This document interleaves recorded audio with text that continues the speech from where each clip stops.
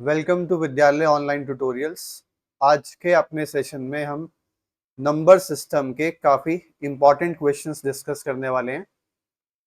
चलिए स्टार्ट करते हैं। फर्स्ट क्वेश्चन है, आप स्क्रीन पे देख सकते हैं, ये जो नंबर गिवन है आपको 4/2 प्लस √3 प्लस √7, इसमें आपको डिनोमिनेटर को रेशनलाइज करना है। ये और क्वेश्चन से अलग कैसे है? यहां पर डिनोमिनेटर में 3 टर्म्स हैं और 3 में से 2 इरेशनल है। तो ऐसे में देखें कैसे प्रोसीड करते हैं। सॉल्यूशन शुरू करने से पहले एक छोटा सा टेस्ट करते हैं। पहले इसमें वो टेस्ट क्या करना है आपको, जितनी भी टर्म्स हैं डिनोमिनेटर में, इग्नोरिंग साइन, इन सब का स्क्वायर फाइंड करना है। 2 का स्क्वायर फाइंड करेंगे 4, √3 का स्क्वायर होगा 3 और √7 का स्क्वायर हो जाएगा 7। तो ऐसे ज्यादातर क्वेश्चंस में आप ये देखेंगे कि जब आप टर्म्स का इंडिविजुअली स्क्वायर करते हैं तो कोई भी दो का सम थर्ड के इक्वल आ जाएगा, या तो कोइंसिडेंटली फर्स्ट और सेकंड को ऐड करके थर्ड के इक्वल आ रहा है।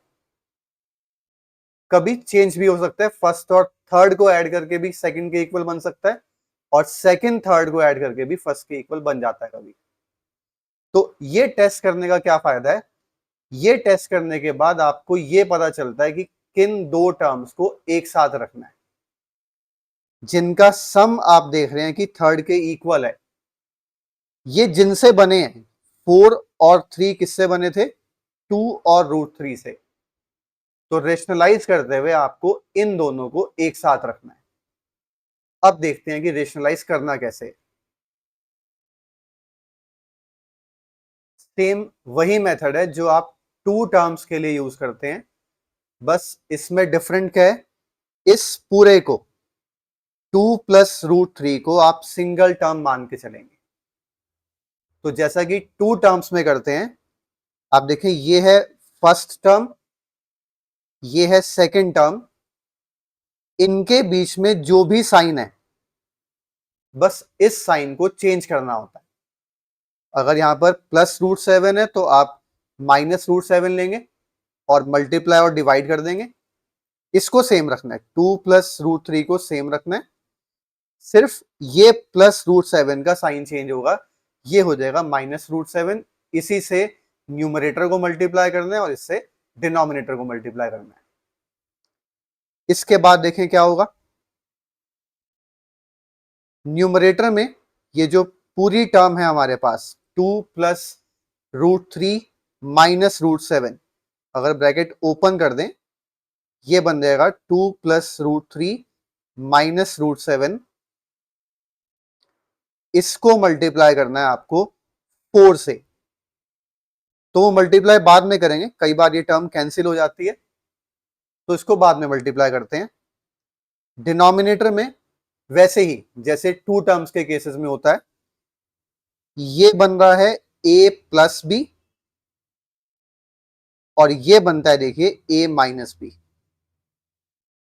a plus b into a minus b, ये बन जाएगा a² माइनस b²। 2 प्लस √3, ये यहां पर a की तरह है, a² माइनस b² मतलब √7²। तो पैटर्न वही है जो 2 टर्म्स में होता है, बस इतनी बात ध्यान रखेंगे, आप इसको सिंगल टर्म अज्यूम करके चलेंगे। आगे बढ़ते हैं। न्यूमरेटर में अभी भी कोई चेंज नहीं करना, न्यूमरेटर को एज इट इज कॉपी कर देते हैं।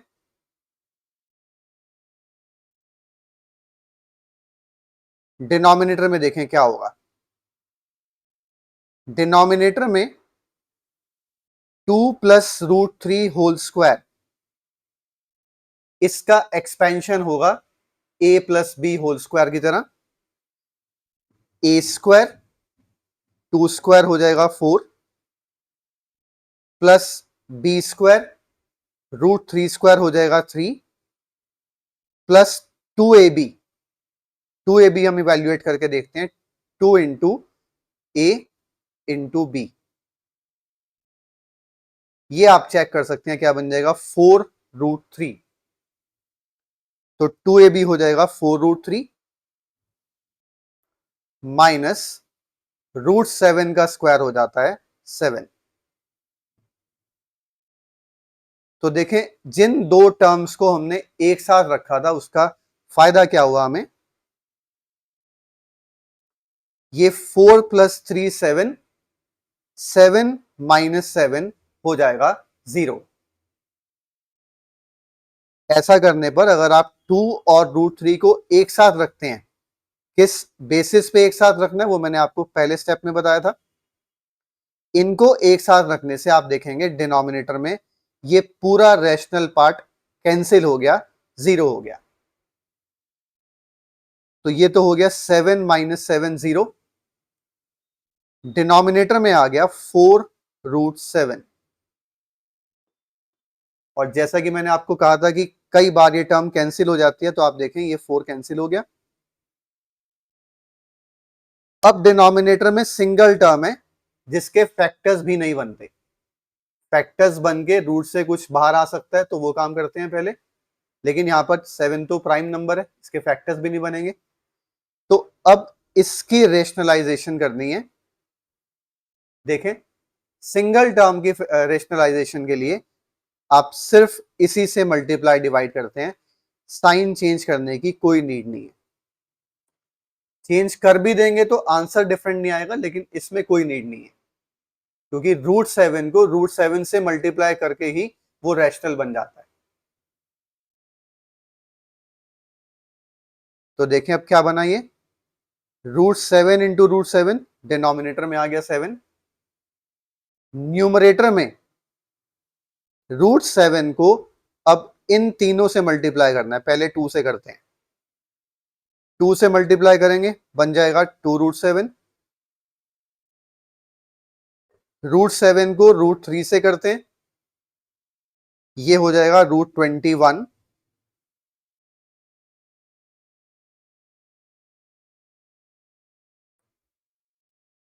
और √7 को √7 से करते हैं तो हो जाएगा 7। तो आप देख ले, डिनोमिनेटर में 7 आ चुका है जो कि एक रैशनल नंबर है। तो क्वेश्चन की रिक्वायरमेंट पूरी हो गई, हमने डिनोमिनेटर को रैशनल बना दिया। काफी इंपॉर्टेंट क्वेश्चन है ये।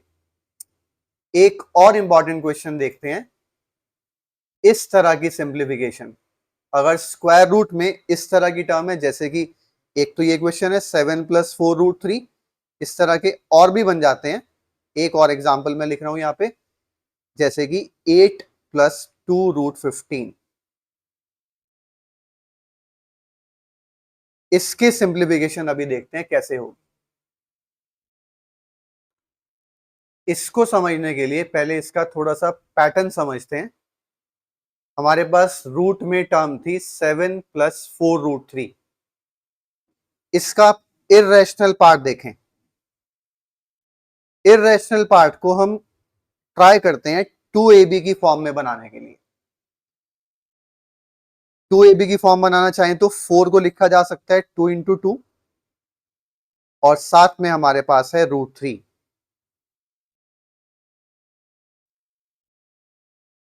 तो जो भी इर्रेशनल पार्ट होगा इसको आप 2ab की फॉर्म में लाने की कोशिश करेंगे। तो मैंने इसको लिख दिया 4 को 2 × 2, और 3 क्योंकि ये प्राइम नंबर है इसके कोई फैक्टर्स नहीं बनते, इसको ऐसे ही लिख दिया। अब अगर ये 2ab की फॉर्म है तो ये होना चाहिए a और ये होना चाहिए b।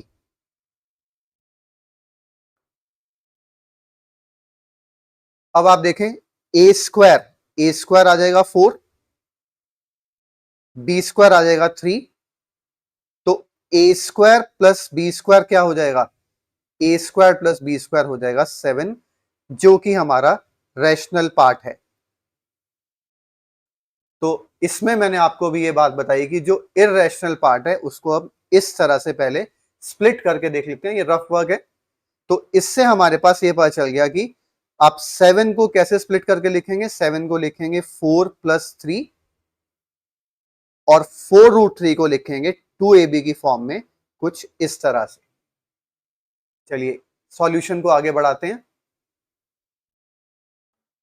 तो जैसा कि अभी हमने डिस्कस किया, इसी तरह से ये हो गया 2ab, इसको 2ab की फॉर्म में लिखा 2 इंटू √3। तो इससे हमारे को मिल गया a² 4 और b² मतलब √3 का स्क्वायर 3, और 4 + 3 से आप खुद देख सकते हैं कि रैशनल पार्ट बन रहा है 7। ये इसका सबसे इंपॉर्टेंट स्टेप है कि आप इररेशनल पार्ट को किस तरह से स्प्लिट करते हैं। अब आप देखें, सॉल्यूशन काफी छोटा सा है लेकिन थोड़ा सा ध्यान से देखने वाला है। अब देखें, 4 को बना देंगे 2² a², और 3 को बना देंगे √3² मतलब b²। 4 होता है 2² और 3 होता है 3, क्योंकि एक परफेक्ट स्क्वायर नहीं है और इसको स्क्वायर की फॉर्म देनी है तो आप क्या लिखेंगे, √3²। साथ में ये आ गया 2ab। अब अगर आप इसको ऑब्जर्व करते हैं तो ये फॉर्म बन चुकी है a² + b² + 2ab। a² + b² + 2ab क्या हो जाएगा, ये हो जाएगा a + b²।